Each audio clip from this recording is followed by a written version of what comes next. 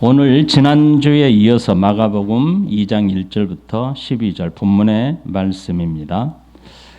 마가복음 1장 우리가 살폈던 것처럼 마가복음 1장은 하나님의 아들 예수 그리스도의 복음의 시작이라, 이렇게 말씀이 시작함으로 1장이 기록되었지요. 그러니까 1장 1절에 우리가 함께 보면 하나님의 아들 예수 그리스도의 복음의 시작이라 이렇게 기록이 돼요. 그리고 2장에서도 이 말씀이 인자, 곧 그 사람의 아들이 예수님 자신이 이 땅에 오셨음을 보여주는 것으로 2장이 시작이 됩니다. 지난주의 말씀을 아주 간단하게 요약을 하고 오늘 이 본문의 말씀으로 같이 나누고자 합니다. 그 사람의 아들, 곧 인자라고 예수님이 자신을 지칭할 때 우리는 구약에 있는 인자라는 용법을 기억하라고 했습니다. 그것은 바로 다니엘 7장 13절입니다. 다니엘서에서 나오는 인자는 어떤 모습이었습니까? 사람의 아들 같은 형상을 입은 이가 하늘의 구름을 타고 오는 거였죠. 그런 사람의 형상으로 오는 신적인 존재임을 밝혔습니다. 이게 바로 다니엘서 7장 13절의 인자입니다. 그런데 예수님이 자신을 가리켜서 인자 이렇게 말씀합니다. 그것은 다니엘서 7장 13절에서 약속했던 사람의 형상을 입고 하늘에서 내려오는 신적인 존재의 그 아들, 내가 바로 그 사람의 아들이다, 이렇게 말씀하셨습니다. 이 말은 곧 신적인 존재로서의 사람의 형상이라는 뜻입니다. 사람의 형상으로서 신적인 존재, 이것이 곧 하나님의 아들 예수 그리스도이십니다. 그러므로 예수님께서 다니엘에서 약속한 신적인 존재로서의 사람의 형상, 곧 하나님의 아들됨을 선언하신 것입니다. 사람의 형상으로 오신 신적인 존재이신 그 사람의 아들은 종말에 깨어진 언약, 하나님의 백성들과의 언약 관계를 회복하시고 자기 백성을 새롭게 창조하신다는 뜻입니다. 그런데 어떻게 이 언약에서 깨어져서 죄악에 빠져 있는 백성들을 구속하신다고 하셨습니까? 유대인들은 당시 생각하기를 메시아가 이 땅에 오게 되면 하나님께서 다윗에게 약속한 왕과 같이 큰 능력으로 로마로부터 억압되어 있고 매여 있는 자신들을 풀어낼 정치적인 메시아로만 생각하고 있었습니다. 예수님께서는 이런 메시아상을 가지고 있는 유대인들, 당시 이스라엘 백성들에게 인자로서 온 나는 너희가 생각하는 그런 정치적인 메시아가 아니고 오히려 섬기는 종으로, 고난받는 종으로 십자가의 죽음으로 내 백성들을 창조하신다, 구속하신다, 이렇게 말씀하십니다. 그래서 고난받고 십자가에서 죽으심으로 자신의 백성들을 다시 회복하시고 창조하시는 겁니다. 고난받는 종으로서, 그리고 대속의 죽음으로써 하나님의 아들들이 되게 하는 속죄를 본인이 감당하시겠다, 이렇게 말씀하십니다. 그것이 바로 마가복음 10장 45절의 말씀이었습니다. 인자에 온 것은 섬김을 받으려 함이 아니라 도리어 섬기려 하고 자기 목숨을 많은 사람의 대속물로 주려 함이니라. 이것이 바로 예수님이 그 사람의 아들 인자라는 뜻입니다. 예수님께서 이 땅에 오신 목적이 바로 여기 있다, 이렇게 분명하게 확실하게 강조하신 겁니다. 그러므로 2장 1절부터 12절 말씀뿐만 아니라 마가복음 전체가 이 입장에서 해석이 되어야 되고 우리가 이 말씀을 읽어야 합니다. 먼저 2장 1절부터 12절의 말씀을 잠시 분석해 보면 이렇습니다. 중풍병자와 예수님의 만남이 이루어지기까지의 과정이 수일 후에 예수께서 다시 가버나움에 들어가시니 집에 계시다는 소문이 들렸더라. 이렇게 표현합니다. 많은 사람들이 예수님이 집에 계시다는 소문이 들렸습니다. 그런데 많은 사람들이 그 소문을 듣고 예수님이 계시는 집 앞에까지 몰려들었습니다. 들어설 자리가 없게 되었습니다. 그런데 예수님이 그곳에서 어떤 사역을 집중적으로 하셨냐면 바로 도를 말씀하시더니 이렇게 말합니다. 이 도는 복음입니다. 예수님이 이 땅에 오셔서 백성들에게 증거한 하나님의 나라를 말씀하셨습니다. 그런데 사람들이 한 중풍병자를 4사람이 메워서 예수님께로 나오고자 했습니다. 그런데 무리들 때문에 예수님께 데려갈 수가 없었지요. 그래서 예수님이 계신 그 집 옥상으로 올라가서 지붕을 뜯어내고 구멍을 냈습니다. 그리고 중풍병자를 누인 상과 함께 예수님 발 앞에 내려놓았습니다. 당시에 유대인들이 살았던 집 구조는 지붕 위를 아주 간단하게 뜯을 수 있을 만큼 그렇게 되어 있다고 해요. 여러분들이 예수라는 영화를 보면 아마 그 상황이 어떤지 알게 될 것입니다. 그리고 예수님과 서기관들의 대화가 시작이 됩니다. 5절부터 보면 예수님께서 그들의 믿음을 보시고 중풍병자에게 이르시되 작은 자야 내 죄 사함을 받았느니라 라고 말씀하십니다.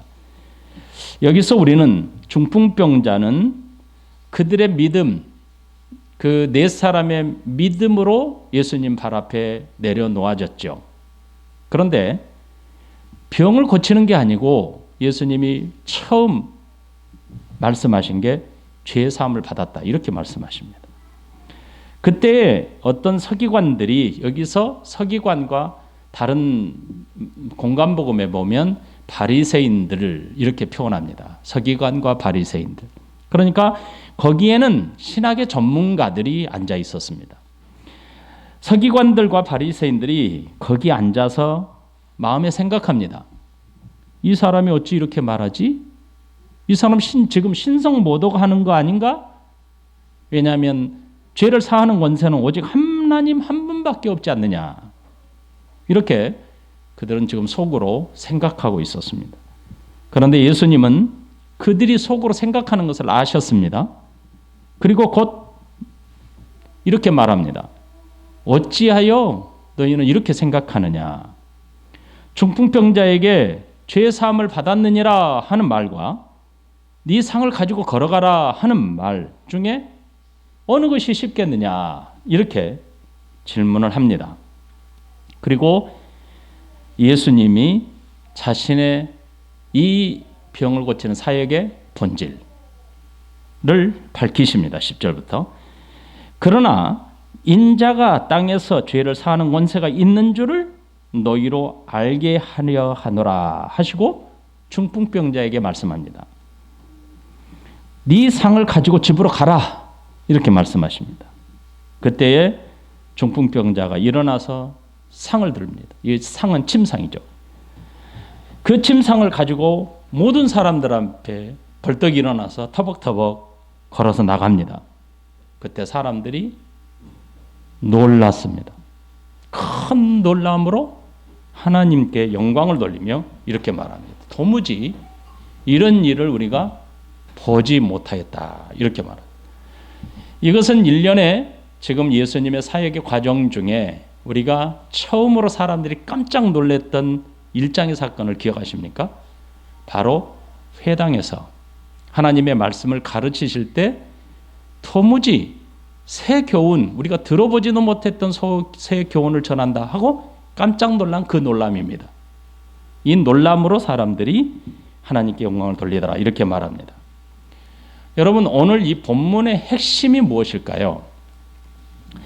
첫 번째, 중풍병자가 예수님으로부터 고침을 받는 것처럼 예수님께 나오면 모든 자들이 병을 고칠 수 있다. 그러므로 예수님께 나아가는 것이 우리의 병을 고치는 것이다. 오늘날도 병을 고치는 것이 우리의 믿음의 큰 중심의 한 부분이다.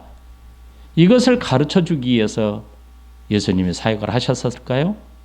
아니면 두 번째로, 네 사람이 중풍병자를 고치기 위해서 중풍병자를 메어 가지고 왔습니다. 그들의 믿음은 지붕을 뚫어낼 만큼 큰 믿음이었습니다. 보통 믿음이 아니면 문 앞까지 와서 돌아갔겠죠. 그러나 저들의 믿음은 보통 믿음이 아니었던 것이죠. 그러면 예수 믿는 사람들의 적극적인 믿음, 문제가 닥쳤을 때 이 문제를 해결하기 위해서 적극적으로 믿음을 하나님께 보여야 된다. 이것을 가르쳐주기 위해서 예수님이 사역을 하셨을까요? 오늘 이 본문의 내용의 핵심이 무엇인지를 알기 위해서 우리는 5절 말씀을 전환점을 삼으신, 이 사역의 전환점을 삼으신 예수님의 모습을 보아야 합니다. 2장 5절 말씀입니다. 예수께서 그들의 믿음을 보시고 이렇게 말합니다. 본문의 전환점은 중풍병자를 메고 온 사람들의 믿음을 보심으로 시작이 되었습니다. 사람들에게는 중풍병자가 고침을 받을 것인가에 있었습니다.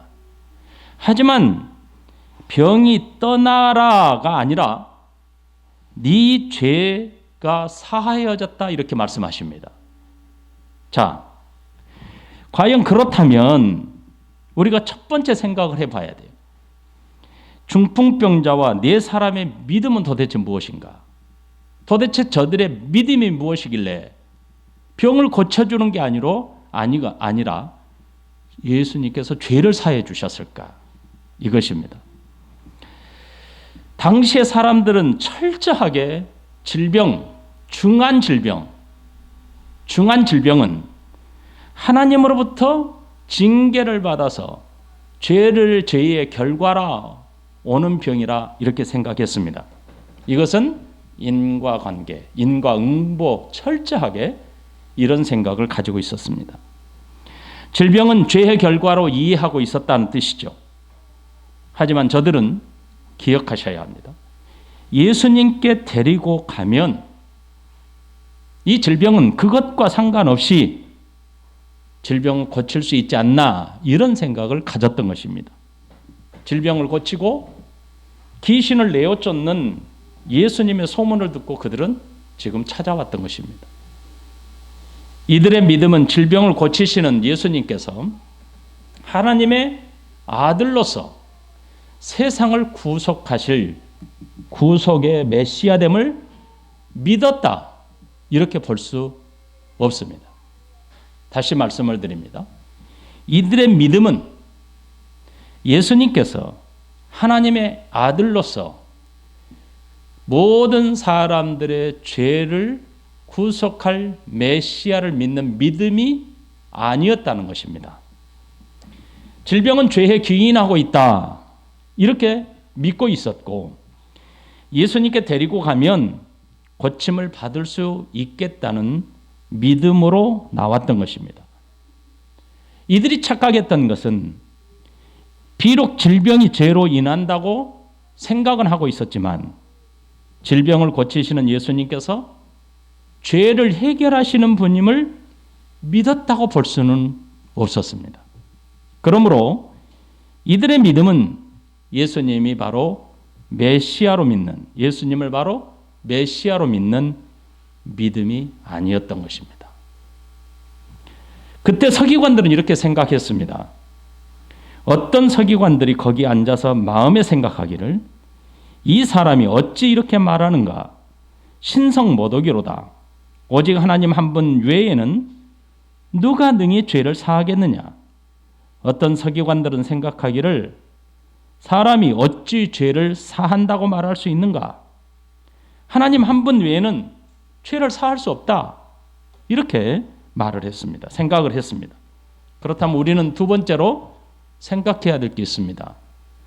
당시의 서기관들과 유대인들, 바리새인들, 그들이 가진 믿음은, 예수님께 나와서 보여준 믿음은 도대체 무엇이었단 말이죠? 서기관들 또한 예수님에 대한 소문을 듣고 찾아왔던 것입니다. 지금 질병을 고치고 귀신을 내어쫓는 예수님에 대해서 저들은 몹시 궁금했을 것입니다. 그래서 찾아온 그들 또한 질병은 죄와 관련이 있다고 생각하고 있었을 것이고 그런 믿음이 있었을 것입니다. 그렇지만 우리는 여기서 기억해야 될 것은 당시에도 의사가 있었습니다. 의원이 있었습니다. 여러분이 잘 아는 공간복음의 저자 중에 누가라는 사람이 있는데 이 누가가 직업이 의사였습니다. 그러므로 뛰어난 의사도 질병을 고칠 수 있었다고 저들은 생각했을 것입니다. 그렇지만 이런 중한 질병을 만일 인간이 고쳐낼 수 있다면, 지금까지 의사가 고칠 수 없는 질병을 인간이 할 수 있다면 혹시 하나님께서 보내신 선지자는 아닐까, 이 정도로 생각하고 예수님께 찾아왔을 것입니다. 서기관과 바리새인들의 생각으로는 바로 이 정도의 수준에서 머물러 있었을 것입니다. 저들은 중풍병자를 메어온 친구들과 같이 하나님의 아들이신 메시아로는 도저히 생각할 수 없었을 것입니다. 결국 중풍병자와 내 친구들 그리고 서기관들의 믿음은 동일했습니다. 그것은 예수님께서 질병을 치유할 수 있다는 것입니다. 다만 병자와 그의 친구들은 거기서 머물러 있었어요. 하지만 서기관과 바리새인들은 누굽니까? 성경 해석의 전문가라고 알려지고 신학 전문가 아닙니까? 성경의 깊은 조예를 가지고 있는 성경 해석, 신학의 전문가들이었습니다.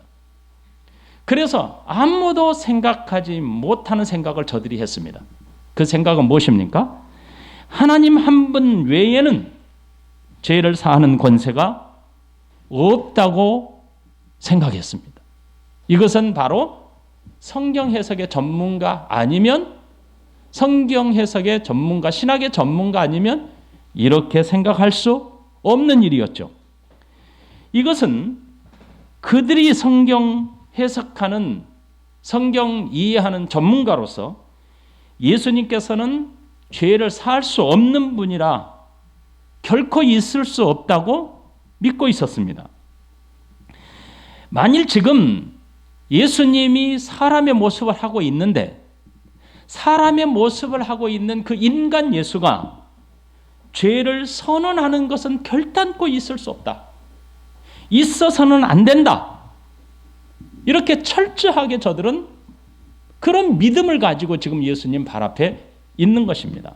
그래서 저들은 생각하기를 이 예수가 이런 죄선을 하는 것은 지금 하나님을 모독하는 것이다. 이 사람은 지금 신성 모독죄에 있는 것이다. 이렇게 판단을 했습니다.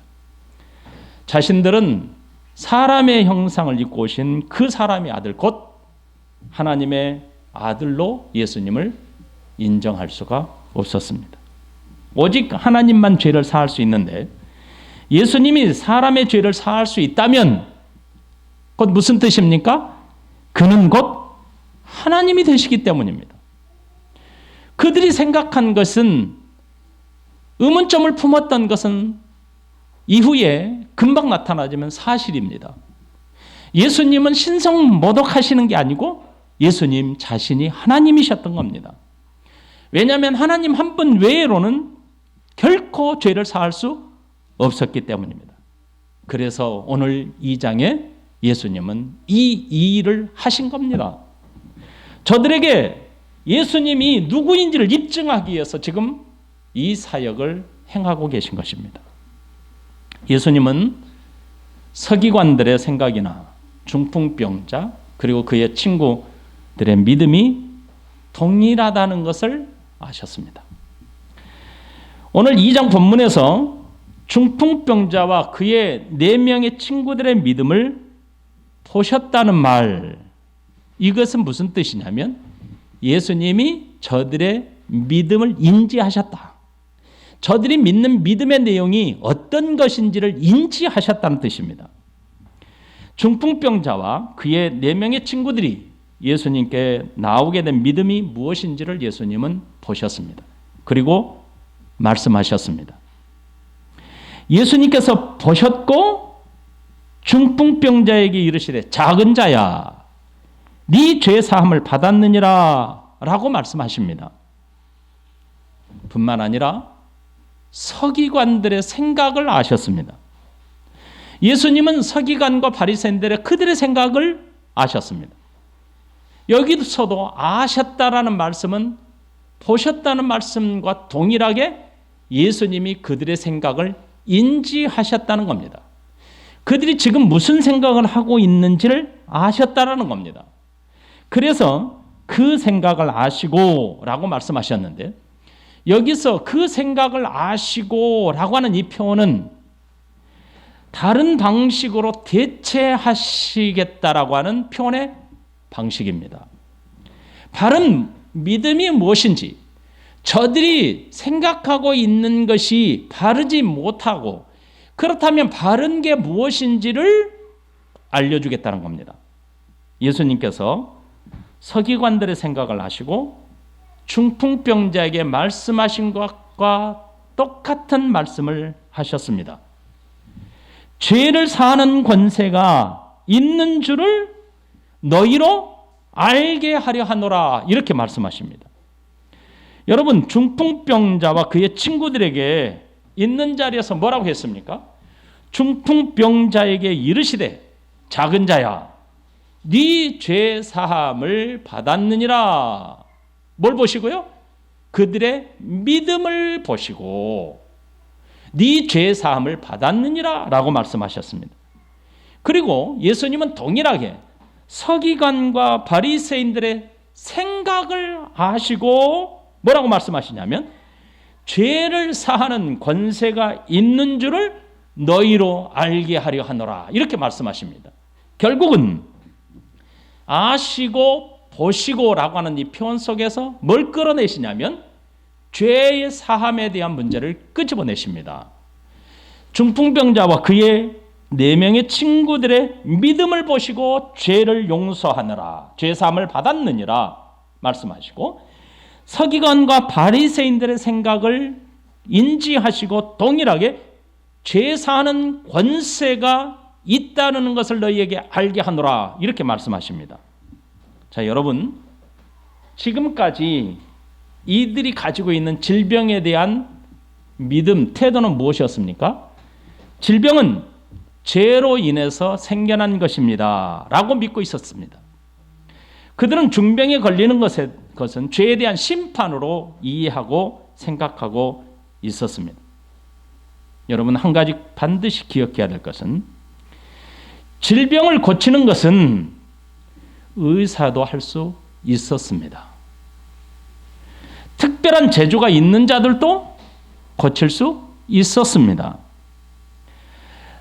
당시 병을 고치는 의원도 있었지만 어쩌다가 시간이 흐름에 따라서 자연적으로 치유가 될 수도 있었습니다.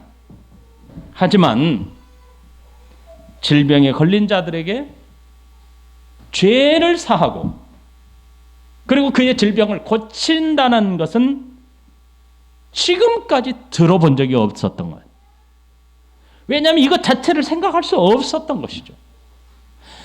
사람의 몸을 입고 이 땅에 사는 사람들은 질병은 하나님으로부터 온다, 심판의 결과다라고 생각하고 있었지만 질병을 고치고 있었지만 어쩌다가 질병이 나을 수도 있었지만 그 자리에서 죄를 용서하노라 라고 선언할 수 있는 사람은 지금까지 아무도 없습니다. 사람의 몸을 입고 있는 이 지상에 있는 사람에게는 아무도 그렇게 결단코 선언할 수 없었던 것입니다.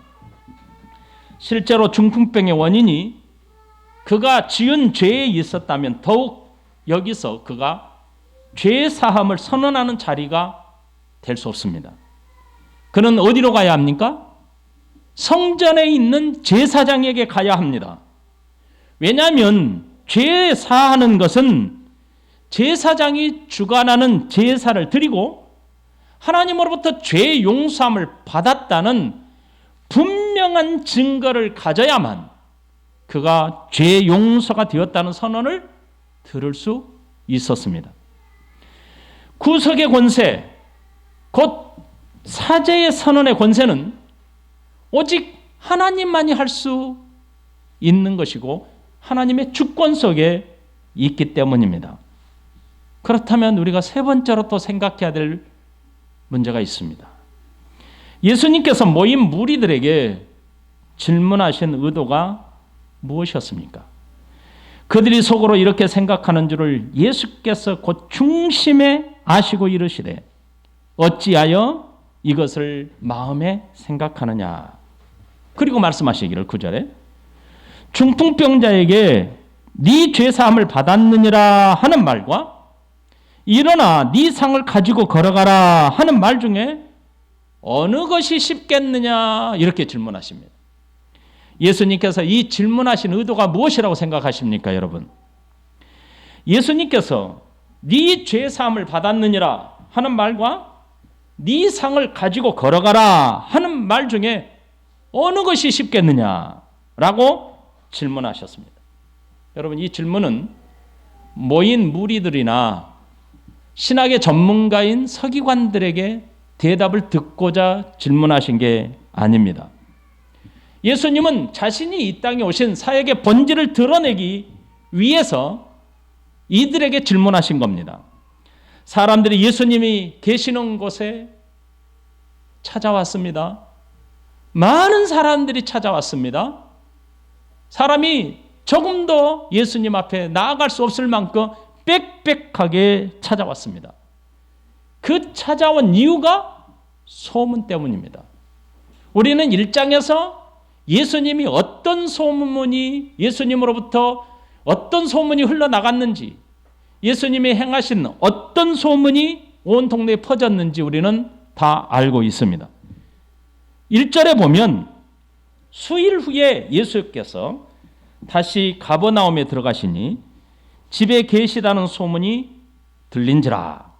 많은 사람이 모여서 문 앞까지도 들어설 자리가 없게 되었는데 예수께서 그들에게 도를 말씀하시더니, 여러분, 많은 사람들이 예수님의 소문을 듣고 찾아왔고 중풍병자를 메워왔고 그 자리에는 서기관과 바리새인들이 앉아 있습니다. 그들의 믿음을 수정할 필요가 있었던 것입니다. 예수님께서 죄사함과 병고침의 관계에 대해서 질문하신 이유가 무엇이었을까요? 하나님의 아들이신 성자 예수님 입장에서는 병 고치는 것과 죄사함 선언하는 것은 아무것도 아닙니다.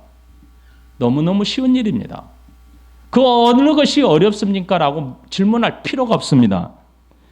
하지만 유대인들의 입장에서는 예수님을 메시아로 인정하지 않을 때에는 병 고치는 것보다는 죄 사함을 선언하는 것이 정말 어려운 것입니다. 어려울 정도가 아니라 사람은 결코 선언할 수 없는 것입니다. 예수님은 지금 자신이 인자가 되심을 입증하는 자리에서 지금 중풍병자의 병을 고치시는 것입니다. 예수님께서 중풍병자에게 말씀하신 내용을 잠시 생각해 보십시오. 예수님께서 중풍병자에게 뭐라고 말씀하시냐면 작은 자야 라고 예수님께서 부르셨습니다.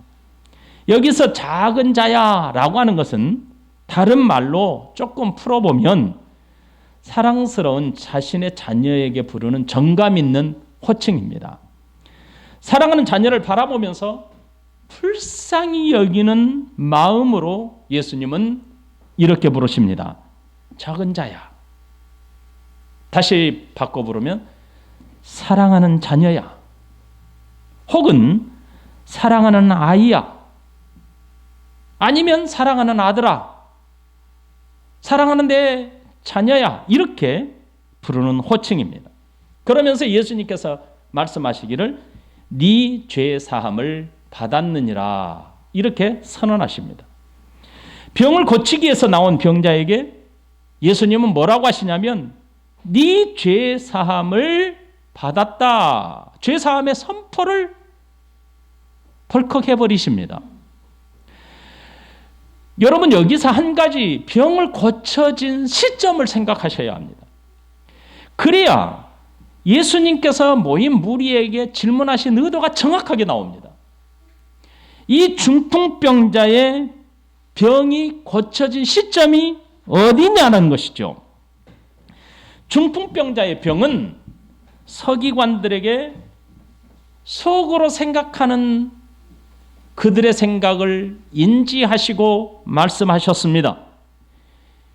내가 죄를 사하는 권세가 있는 줄을 너희로 알게 하기 위하여 이 일을 하겠다라고 말씀하시고 내 상을 가지고 집으로 가라.